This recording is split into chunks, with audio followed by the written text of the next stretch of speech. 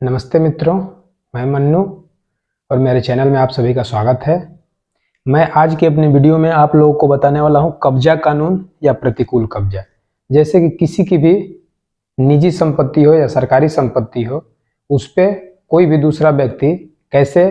अपना अधिकार जमा सकता है, कैसे कब्जा कर सकता है और इसका कानून में प्रावधान क्या है, कैसे है, उसके लिए क्या क्या पेश करना पड़ता है आपको, उसके तरीके क्या हैं, उसके लिमिटेशन क्या हैं, इन सारी चीज़ों की जानकारी मैं आपको इस वीडियो में देने वाला हूं। तो इस वीडियो को आप अंत तक देखिए और इन सारी जानकारियों को आप ग्रहण कीजिए। और यदि मेरी वीडियो आपको पसंद आए तो वीडियो को लाइक कर लीजिएगा और यदि आप चैनल पर नए होंगे तो चैनल को सब्सक्राइब कर लीजिएगा। तो सबसे पहले आप ये जान लीजिए कि यह जो कब्जा कानून या प्रतिकूल कब्जा है, यह संविधान में एक लिमिटेशन एक्ट 1963 है, जिसके अंतर्गत धारा 65 उसके अंतर्गत इसकी जानकारी पूरे सही तरीके से दी गई है। तो यह दो तरीकों के संपत्ति पे लागू होती है। जैसे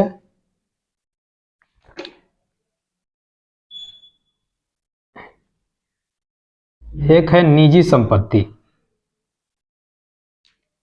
और एक है सरकारी।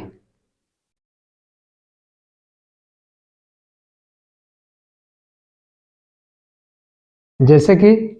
सरकारी कोई जमीन होती है तो उस पर कोई भी व्यक्ति कब्जा कैसे कर सकता है, या किसी की निजी संपत्ति है उस पर भी व्यक्ति को कब्जा करने का अधिकार है, लेकिन उसके नियम है। तो सबसे पहले मैं आपको बता दे रहा हूं कि निजी संपत्ति के जो नियम है, जो कि लिमिटेशन एक्ट 1963 के अंतर्गत जो दिया गया है उस समय का प्रावधान है।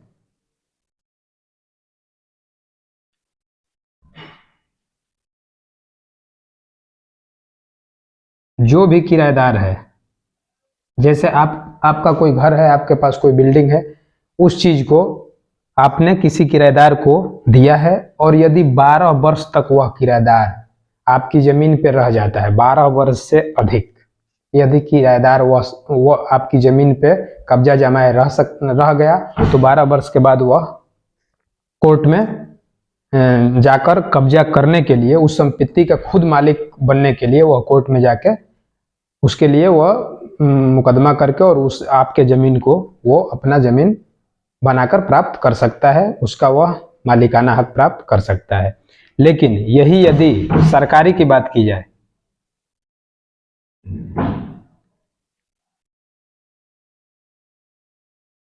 यदि इसी चीज को यदि सरकारी जमीन है, ये निजी किसी की जमीन है या संपत्ति है और ये क्या है, सरकारी संपत्ति, तो उस पर आपको अधिकार जमाने के लिए आपको 30 वर्ष तक, कम से कम 30 वर्ष से अधिक उस पर आपको कब्जा जमाना पड़ेगा। उसके बाद आप सरकारी जमीन को भी अपने उस पर मालिकाना हक प्राप्त कर सकते हैं। इसके लिए देखिए, जैसे कि निजी संपत्ति के लिए कुछ नियम है कि आपको क्या क्या दिखाना पड़ेगा। जैसे कि आपने किसी की निजी संपत्ति पर 12 वर्ष से अधिक रह लिया, किराएदार के रूप में रह लिए, अब आप चाहते हैं कि हमने तो 12 वर्ष यहाँ वेस्ट किया, अब हम इसको अपना निजी बनाना चाहते हैं, तो उसके लिए कुछ नियम बनाया है। सरकार ने नियम बनाया कि यदि आप ये चीज सरकार के सामने प्रदर्शित करते हैं तो फिर आप उस जमीन के हकदार हो सकते हैं। तो उसके लिए नियम है कि कब्जा कब हासिल किया, इसका आपको कम से कम कोई ना कोई प्रमाण आपके पास होना चाहिए कि आपने जो भी कब्जा किसी की निजी संपत्ति पर आपने कब कब्जा किया, कब से वहां आप रह रहे हैं, उसका आपके पास कोई ना कोई प्रमाण होना चाहिए। उन्हें यह कैसे मिला, जैसे जिस संपत्ति को आप कब्जा मालिकाना हक प्राप्त करने के लिए आप देंगे तो वह संपत्ति आपको किस रूप में मिली थी, किस रूप में उस संपत्ति पे आपने कब्जा किया था, इसका प्रमाण आपके पास होना चाहिए। और मालिक को कब्जे की जानकारी थी या नहीं, जैसे जिस संपत्ति पर आप कब्जा करने के लिए आपने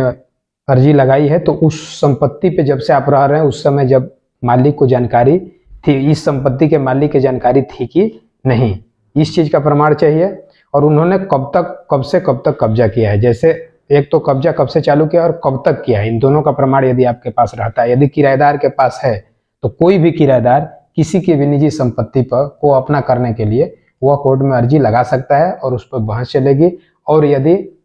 और वह संपत्ति किराएदार की हो सकती है। तो इसके लिए भी कुछ नियम हैं जो कि जो मालिक है उसका, वह उसको बचाने के लिए क्या क्या कर सकता है, उसके भी प्रावधान है। लेकिन उसके बाद ये जान लेते हैं कि जो सरकारी संपत्ति है वह 30 वर्ष से अधिक, आपके पास ये सारे नियम जो इसमें हैं वो 30 वर्ष से अधिक के लिए, कम से कम 30 वर्ष से अधिक यदि आप सरकारी संपत्ति पर कब्जा किए हैं तो उसको इन सब चीज़ों के माध्यम से आप अपना बना सकते हैं। अब रही बात कि निजी संपत्ति जो है, तो जैसे मैंने जो नियम बताया, कुछ ऐसे अपवाद हैं जिन स्थितियों में आपको यह संपत्ति 12 साल से अधिक भी आप यदि रह लेते हैं उस संपत्ति पर, तब भी वह संपत्ति आपकी नहीं होगी। जैसे जिस व्यक्ति की संपत्ति पर आप किराए के रूप में रह रहे हैं, वह व्यक्ति यदि कि कोई भी सशस्त्र बल में कार्य किया हो, तो उस व्यक्ति की संपत्ति आप 12 वर्ष के बाद भी उसका मालिक नहीं बन सकते। ये एक तर्क है जो कि नियम में दिया गया है। और दूसरा है कि यदि जो मालिक है, जिस संपत्ति पे आप किराए के रूप में रह रहे थे, उसका मालिक नाबालिग है, 18 वर्ष से कम है, या उसको कोई विकृति है, जैसे कि मान लीजिए कि वो पागल है, उसका दिमाग सही से काम नहीं करता है, तो इस स्थिति में भी आपको इस संपत्ति का, उसके निजी संपत्ति का आपका मालिकाना हक नहीं मिलेगा। यदि आप 12 साल तक रह भी लिए हैं, नियम को फॉलो भी कर लिए हैं, तब भी उसको संपत्ति आपकी नहीं होगी। और दूसरी, यदि जिस मालिक की संपत्ति पे आप रह रहे हैं और फिर आप 12 वर्ष रहने के बाद उस संपत्ति को अपना बनाने के लिए आप अर्जी दायर कर रहे हैं, तो उसके बीच और आपके बीच पहले से यदि कोई कानूनी प्रावधान चल रहा हो, जैसे कोई केस मुकदमा इस टाइप का चल रहा है, तो इस स्थिति में भी आपको वह संपत्ति नहीं मिलेगी, न ही आपकी अर्जी पे कोई विचार किया जाएगा।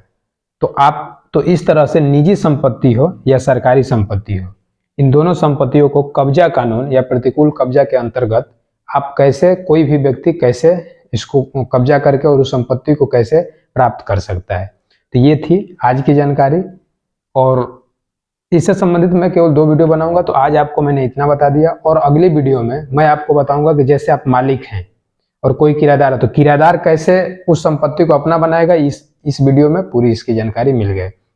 लेकिन मालिक को क्या करना पड़ेगा इससे संबंधित, वो अपने बचाना चाहता है, अपना किराया तो सभी देते हैं अपने घर का, लेकिन आप क्या क्या नियम है, क्या क्या करके आप अपने निजी संपत्ति को किराएदारों से बचा सकते हैं, तो उसके लिए जो कुछ नियम है अगली वीडियो में मैं आपको पूर्ण रूप से उसकी जानकारी दूंगा।